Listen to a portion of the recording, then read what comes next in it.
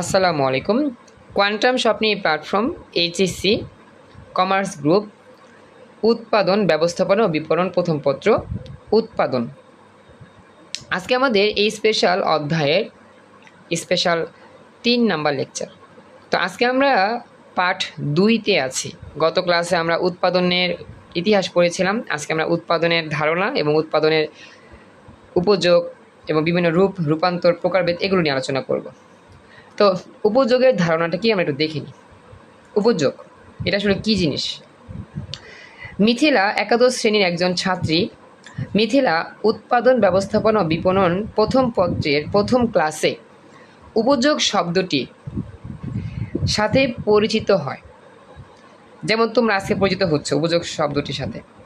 শিক্ষক উপযোগ বিষয়টি স্পষ্ট করে বোঝানোর জন্য সকল শিক্ষার্থীদের উদ্দেশ্যে একটি গল্প বললেন। তো দেখি গল্পটা কি। তোমরা জানো যে বাঁশ থেকে কাগজ তৈরি হয়। এই যে আমাদের বইয়ের যে পৃষ্ঠাটা, এটা কাগজ, এটা কই থেকে তৈরি হয়? বাঁশ থেকে তৈরি হয়। তোমরা কি সবাই জানো যে বাঁশ থেকে কাগজ তৈরি হয়? ওকে। তো প্রকাশকরা এই কাগজ তোমাদের বই ছাপানোর জন্য ব্যবহার করছে। মানে বিভিন্ন লেখক যারা আছে, লেখক যারা বই লেখে, তারাই কিন্তু এই যে বাঁশ থেকে তৈরি করা যে কাগজ, সেই কাগজটা দিয়েই কিন্তু কী করতেছে? লিখতেছে, বইগুলো লিখতেছে বা ছাপাচ্ছে। তোমরা বিভিন্ন লাইব্রেরি থেকে একটি নির্দিষ্ট মূল্যের বিনিময়ে এই বইটা কিনেছো। এই যে বইটা আছে, এই বইটা একটা নির্দিষ্ট বিনিময়, মানে টাকার বিনিময়ে তো কিনছি, এটাই আর কি। তোমরা অনেকেই চূড়ান্ত পরীক্ষার পর সেই বইগুলো কেজি দরে হয়তো পুরাতন কাগজ ক্রেতাদের কাছে বিক্রি করবে। এই যে বইগুলো কত টাকা দিয়ে কিনো কষ্ট করে, এত টাকা দিয়ে বই কিনো, নতুন নতুন বই, এই বইগুলো যখন তুমি পড়ে শেষ করবা, এইচএসসি পরীক্ষা দিয়ে ফেলবা, তখন কিন্তু এই বইগুলো আর তোমার কাজে লাগবে না। সেগুলো তুমি কী করবা? বিক্রি করবা, ভাঙ্গারির দোকানে বা জুনিয়রদের কাছে কম টাকায় বিক্রি করবা। এতটুকু তো বুঝতে পারছো, তাই না?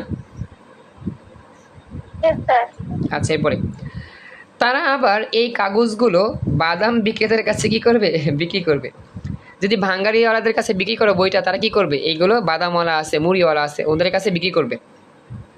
এক্ষেত্রে বাঁশ কাগজ প্রস্তুতকারী মিলের মালিকের কাঁচামালের অভাব পূরণ করেছে। এটা একটু খেয়াল করো। এতটুকু পর্যন্ত গল্পের মোটামুটি শেষ। তো এখান থেকে যদি আমরা বলি, এই যে বাঁশ, এই বাঁশটা কিন্তু খুবই প্রয়োজন। কেন প্রয়োজন? কাগজ তৈরি করার জন্য বাঁশটা খুবই প্রয়োজন। তো যারা ছিল মিলের মালিক, মিল বলতে যেখানে কাগজ তৈরি করা হয়, সেই কাগজে যারা মালিক ছিল তাদেরকে বলা হয় মিল মালিক। তো মিল মালিকের কাগজ তৈরি করতে কাঁচামাল লাগতো। কাঁচামালটা কি ছিল? বাঁশ ছিল। কথা কি বুঝছো? কাগজ তৈরি করতে কাঁচামাল লাগবে, কাঁচামালটা হচ্ছে বাঁশ। আর এই মিল মালিকরাই বাঁশ জোগাড় করার জন্য চেষ্টা করতেছিল। অর্থাৎ মিল মালিকদের কাঁচামালটা প্রয়োজন ছিল বাঁশ। এই বাঁশের চাহিদা পূরণ হয়েছে। মানে কি, কাগজের যেই ইয়াটা ছিল, আমাদের উৎপাদনটা ছিল, সেই উৎপাদনটা কীভাবে পূরণ হয়েছে? বাঁশের মাধ্যমে। তার মানে এখানে একটা অভাব ছিল। মিল মালিকদের কাঁচামালটা ছিল বাঁশ, এই বাঁশের অভাবটা পূরণ হয়েছে কাগজ তৈরি করার জন্য। স্যার ক্লাস করতে পারবো না, আজকে থেকে কল দিয়েছে। আচ্ছা, আমি দেখি কি বলছো। একটু দরকার আছে বলে তাই ক্লাসটা করতে পারো। আচ্ছা ঠিক আছে, সমস্যা নেই। তুমি লিঙ্কটা দেখে নিও, পরে আমি রেকর্ড করে দিব না তোমাকে। তো যেখানে ছিলাম, তো মিল মালিকদের কাঁচামালের অভাব পূরণ করেছে। মিল মালিকদের কাঁচামাল কি ছিল? বাঁশ ছিল। সেই বাঁশটা অভাব পূরণ হয়েছে এবং সে কাগজ তৈরি করতে পারছে। এই বাঁশটাই ছিল মিল মালিকদের কাঁচামাল কাগজ তৈরি করার জন্য। এতটুকু বুঝতে পারছো? আচ্ছা, এরপরে আবার সেই কাগজ প্রকাশকের অভাব পূরণ করেছে। অর্থাৎ যেই কাগজটা দিয়ে প্রকাশক লিখত, সেই প্রকাশকের অভাবটা পূরণ হয়েছে সেই কাগজ দ্বারা। কারণ কাগজ ছাড়া প্রকাশকরা, লেখকরা লিখতে পারবে না।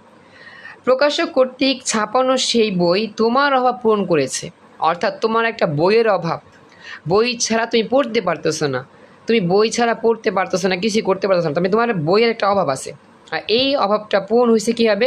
বই যখন ছাপানো হয়েছে, সেই ছাপানোর মাধ্যমে তোমার অভাবটা পূর্ণ হয়েছে। তার মানে আমাদের প্রত্যেকের এরকম অভাব তৈরি হচ্ছে, আর সেই অভাবগুলো আমাদের এক এক করে পূরণ হচ্ছে বিভিন্ন মাধ্যমে। তো বুঝতে পারছো অলিভিয়া, হাবিবা কথাগুলো? আচ্ছা, এরপরে তোমাদের ব্যবহার করা পুরাতন বই বাদাম বিক্রেতার অভাব পূরণ করেছে। অর্থাৎ বাদাম বিক্রেতা করার জন্য অবশ্যই বাদাম দিবে, যে একটা ঠোঙ্গা লাগবে, সেই ঠোঙ্গাটা পাবে কই থেকে? ওই যে তুমি যে বই বিক্রি করছো সেই বই থেকে পাবে। অর্থাৎ বাদাম বিক্রেতার অভাব পূরণ হয়েছে। তো দেখো, এইভাবে প্রত্যেক ক্রেতাই তাদের অভাব পূরণের সক্ষম এমন পণ্যই কিনেছে।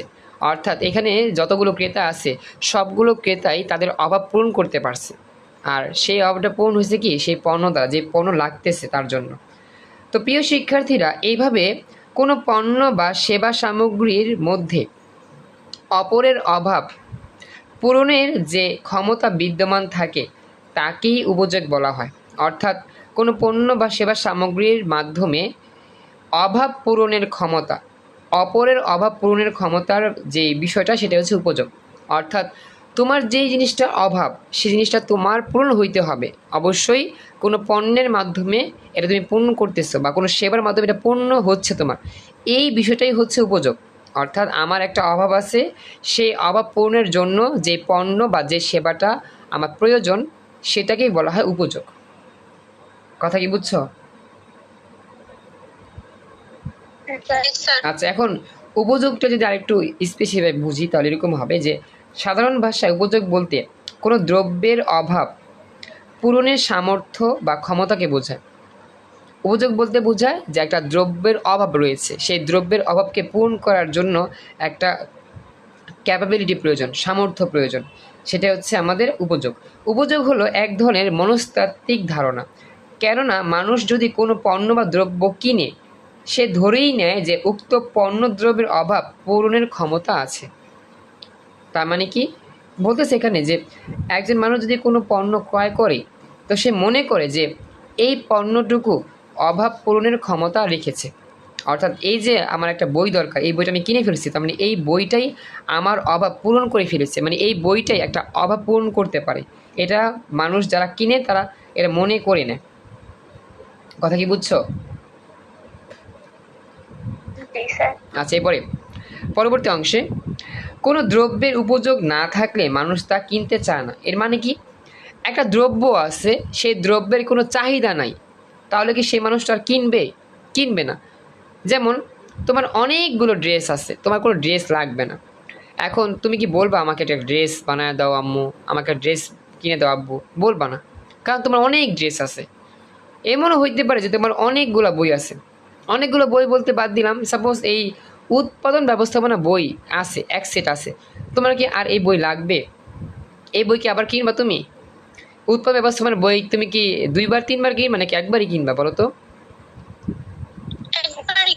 একবারই কিনবা, কারণ কি তোমার একবার হলেই যথেষ্ট, 2 বছর পরে যাবা, আর তো লাগবে না। তার মানে কি, যেই দ্রব্যটার আর আমার প্রয়োজনই হচ্ছে না ব্যবহারের জন্য সেটা কিন্তু আর উপযোগ না।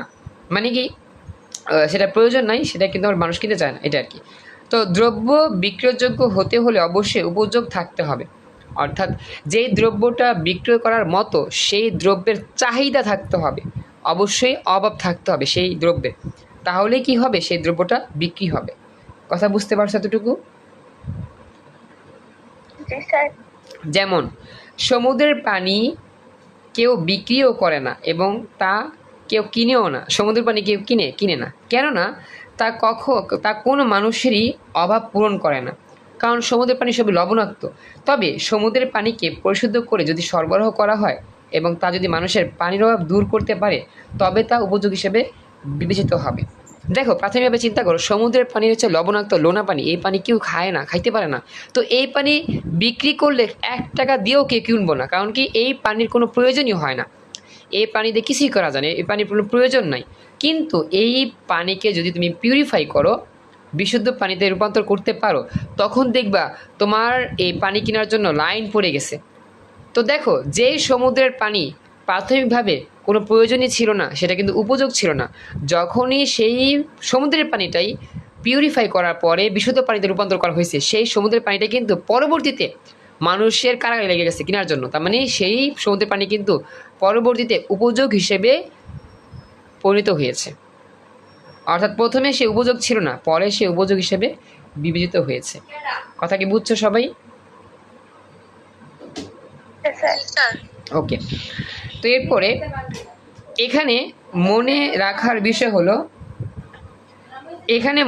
বিষয় হলো উপযোগবিহীন কোনো পণ্যই ভোক্তার চাহিদা মেটাতে সক্ষম না। অর্থাৎ যে জিনিসটা আমার প্রয়োজন নাই সেই পণ্য যতই থাকুক ভোক্তার চাহিদা মিটবে না। মানে এটার প্রয়োজন নাই।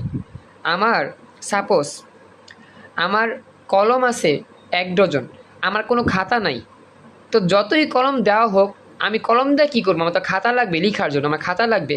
তার মানে খাতার চাহিদা আছে, কলমের চাহিদা নাই। কথা কি বুঝছো? কথা বলো।